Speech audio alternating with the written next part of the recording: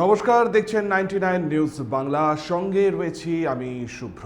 পুণ্য করার লক্ষ্যে বাড়ি থেকে রওনা দিয়েছিলেন। মৌনী অমাবস্যায় পুণ্য স্নান করবেন কুম্ভে প্রয়াগরাজে, কিন্তু হুড়োহুড়ি আর তাতেই পদপৃষ্ট হয়ে মৃত্যু। এই মুহূর্তে বাংলায় মৃতের সংখ্যা বেড়ে দাঁড়িয়েছে ৩। আপনারাও জানেন ইতিমধ্যেই বাসন্তী পোদ্দার উর্মিলা ভূঁইয়ার পর এবার জামুরিয়ার বিনোদ রুইদার পেশায় টোটো চালক, তার মৃত্যু হয়েছে ইতিমধ্যেই। সেখান থেকে মৃতদেহ এসে পৌঁছেছে, কুম্ভ থেকে দেহ এসে পৌঁছেছে জামুরিয়ায়, অথচ কোনো ডেথ সার্টিফিকেট নেই। সব থেকে গুরুত্বপূর্ণ যেটা, কিন্তু কোনো ডেথ সার্টিফিকেট ছাড়াই তার মৃতদেহ, বিনোদ রুইদাসের মৃতদেহ চলে এলো উত্তরপ্রদেশ থেকে পশ্চিমবঙ্গে। কিভাবে এলো এটা নিয়ে উঠছে প্রশ্ন। যোগী সরকার দেহের ময়না তদন্ত পর্যন্ত করেনি। কুম্ভে পদপৃষ্ট হয়ে মৃত্যু, ময়না তদন্ত হবে এ রাজ্যে। যোগী সরকারকে অযাচিত সার্টিফিকেট বিধায়ক হরিরাম সিং এর। আপনারা সেই ছবি দেখছেন, উত্তরপ্রদেশ থেকে একটি অ্যাম্বুলেন্সে করে জামুরিয়ার বাসিন্দা পেশায় টোটো চালক বিনোদ রুইদাসের আজ সকালে মৃতদেহ এসে পৌঁছায় কেন্দাফাড়িতে, এবং সেখানে কিন্তু কোনো রকম ডেথ সার্টিফিকেট ছিল না। সেই ডেথ সার্টিফিকেট কেন নেই, কেন হয়নি পোস্টমর্টেম ময়না তদন্ত, সেই নিয়েও কিন্তু উঠছে প্রশ্ন। কুম্ভে পদপৃষ্ট হয়ে কিন্তু মৃত্যু হয় বিনোদ রুইদাসের। কান্নায় ভেঙে পড়েছেন পরিবার। যোগী সরকারকে অযাচিত সার্টিফিকেট বিধায়কের। আমাদের সঙ্গে টেলিফোন লাইনে রয়েছেন জামুরিয়া থেকে সরাসরি আমাদের প্রতিনিধি সঞ্জয় যাদব। আমি সঞ্জয়ের কাছে চলে যাব। সঞ্জয়, উত্তরপ্রদেশে যে কুম্ভ স্নান, সেই কুম্ভ স্নানে পদপৃষ্ট হয়ে মৃত্যু হয় জামুরিয়ার বাসিন্দার, এবং সেখানে ময়না তদন্ত হলো না, সেখানে ডেথ সার্টিফিকেট দেওয়া হলো না। যোগী সরকারের এই এই পদক্ষেপকে ঘিরে আমরা এর আগেও দেখেছি যে বারংবার প্রশ্ন চিহ্ন উঠেছে, এবং কিভাবে একটা মৃতদেহ চলে এলো এক রাজ্য থেকে অন্য রাজ্যে বিনা ডেথ সার্টিফিকেট, বিনা ময়না তদন্তে। আপডেট কি রয়েছে? দেখো শুভ্র, আপডেট রয়েছে কাল সন্ধ্যা থেকেই এই খবরে আমরা রয়েছি। যখন এই খবরটা আমরা সন্ধ্যা থেকে পাই কি আমাদের জামুরিয়া এলাকা থেকে একজন ব্যক্তি তার শালার সাথে উনি কুম্ভ স্নান করতে গেছিলেন। সেই ওখানে যে পদপিষ্ট ঘটনাটা হয়েছিল সেখানে পদপিষ্ট হয়ে উনি মারা যান।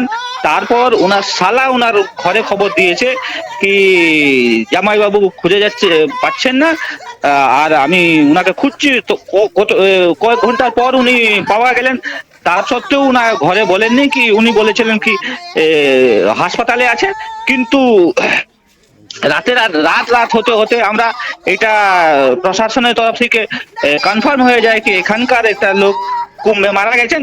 কিন্তু সব থেকে বড় ব্যাপার হচ্ছে কি যে ঘটনাটা ঘটেছে আর ওখানে যে ইনি মারা গেছেন, কিন্তু 3 রাজ্য পার করে বাংলায় এসছেন।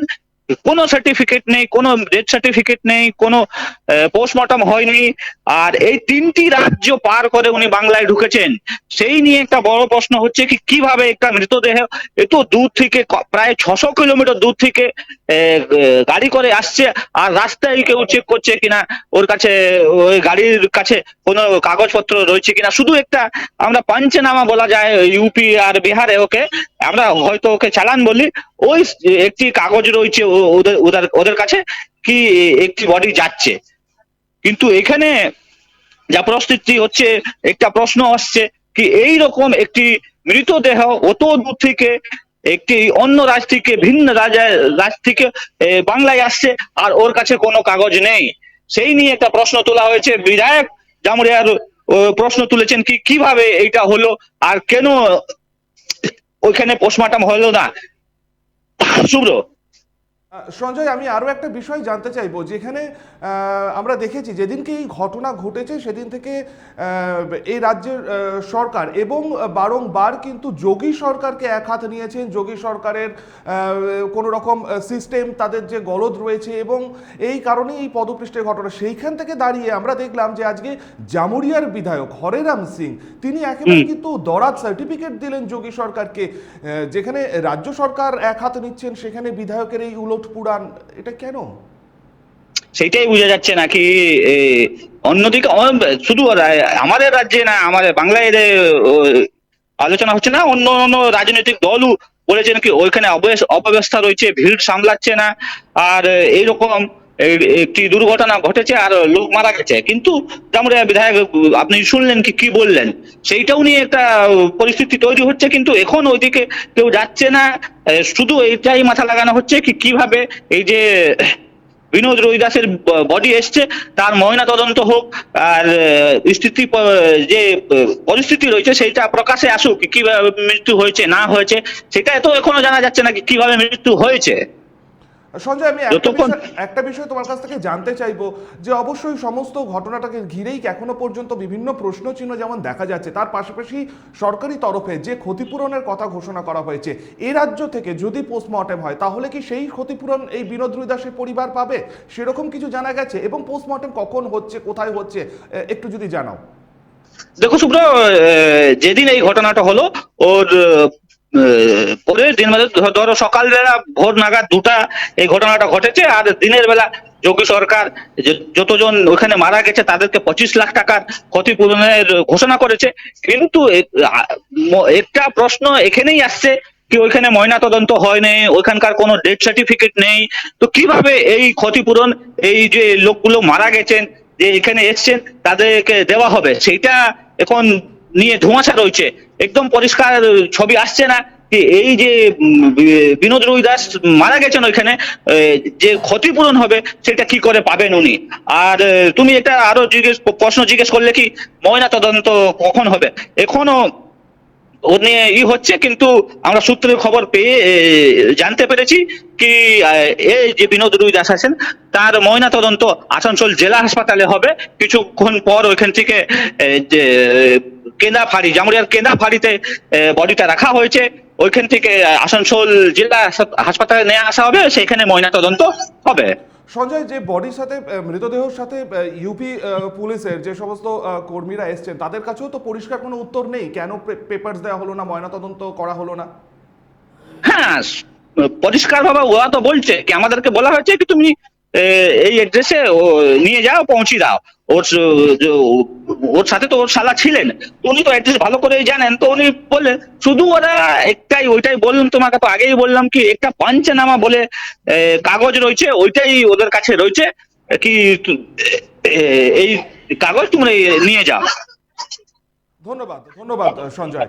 আমরা কথা বলে নিলাম আমাদের প্রতিনিধি সঞ্জয় যাদবের সাথে, এবং ঠিক যেমনটা জানা যাচ্ছে যে বিনা পোস্টমর্টেম এবং বিনা কোনো পেপারস ছাড়াই, কাগজ ছাড়াই কিন্তু মৃতদেহ উত্তরপ্রদেশ থেকে চলে এলো পশ্চিমবঙ্গে।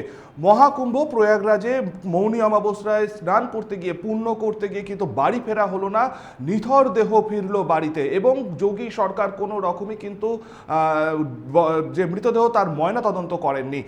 এই বিষয়ে উত্তরপ্রদেশের পুলিশ কর্মী ঠিক কি বলছেন, এবং পাশাপাশি জামুরিয়ার বিধায়ক হরেরাম সিং কি বলছেন, পরপর দুটি বক্তব্যই শোনাবো আপনাদের।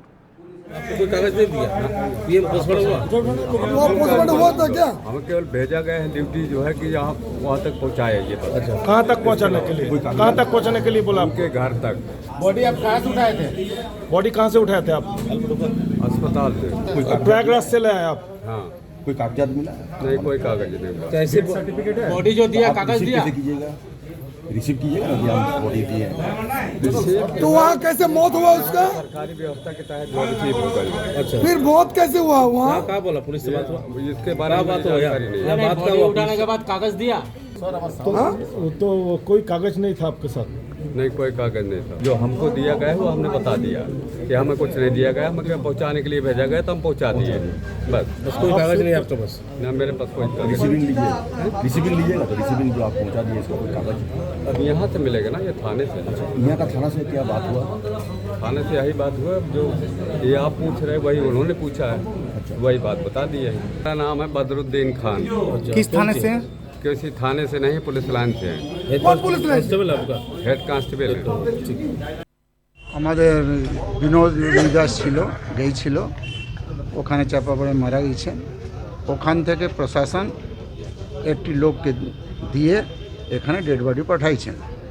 এখন আমরা উপরে কথা করেছি, বড়বাবু চলে এসেছেন, এসডিওর সঙ্গে কথা হয়েছে, ডিএম সঙ্গে কথা হচ্ছে, তারপরে কি হবে, ডেথ সার্টিফিকেট তো নিতে হবে, ডেথ সার্টিফিকেট নিলে কিছু হবে না। ডেথ সার্টিফিকেট ছাড়া এতদূর কি করে এলো, কি বলবেন? কী করে ইউপি পুলিশ দিয়ে এসছে ডেড বডি নিয়ে, ডেড বডি নিয়ে ইউপি পুলিশ নিয়ে এসছে, ওখান থেকে প্রশাসন ওকে এখানে পাঠাইছে কি আপনি যান ডেড বডি ওর বাড়িতে পাঠাই দিচ্ছে। পোস্টমর্টম হয় নাই, এর নিয়ে ডিএম সঙ্গে কথা হচ্ছে, যে পারমিশন উপর থেকে আসবে সেটা হবে। কি মনে হচ্ছে ধামাচাপা দেওয়ার জন্য কি এরকম?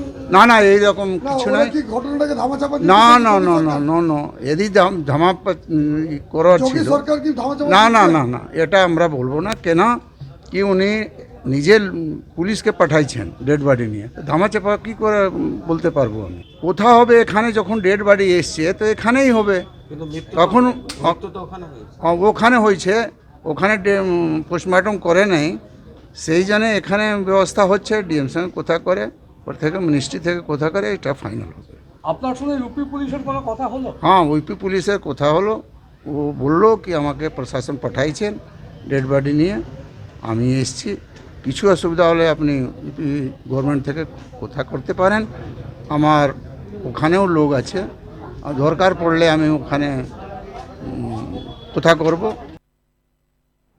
আমরা শুনে নিলাম জামুরিয়ার বিধায়ক হরেরাম সিং কি বললেন, এবং তিনি কিন্তু যেটা শোনা গেল বক্তব্যে যে যোগী সরকারের কিন্তু একেবারে দরাজ সার্টিফিকেট দিলেন, তাদের কোনো রকম দোষ নেই, ইউপি পুলিশ এসেছে মৃতদেহকে নিয়ে, অতএব তাদের কোনো গাফিলতি নেই। যখন এই রাজ্যে মৃতদেহ এসে পৌঁছেছে তখন এই রাজ্যেই হবে মৃতদেহ, এমনটাই কিন্তু স্পষ্টত জানিয়ে দিয়েছেন হরেরাম সিং অর্থাৎ জামুরিয়ার বিধায়ক।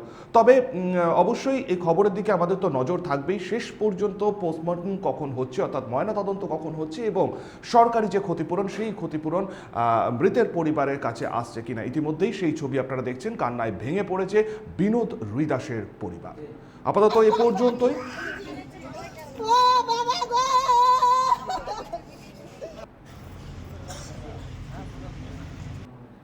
আপাতত এ পর্যন্তই। পরবর্তী নিউজ আপডেটের জন্য আপনাদের নজর থাকুক শুধুমাত্র 99 নিউজ বাংলায়। ফলো করুন আমাদের ফেসবুক পেজ, সাবস্ক্রাইব করুন আমাদের ইউটিউব চ্যানেল।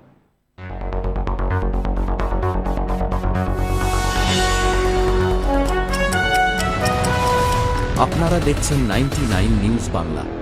বদলাবো আমরা।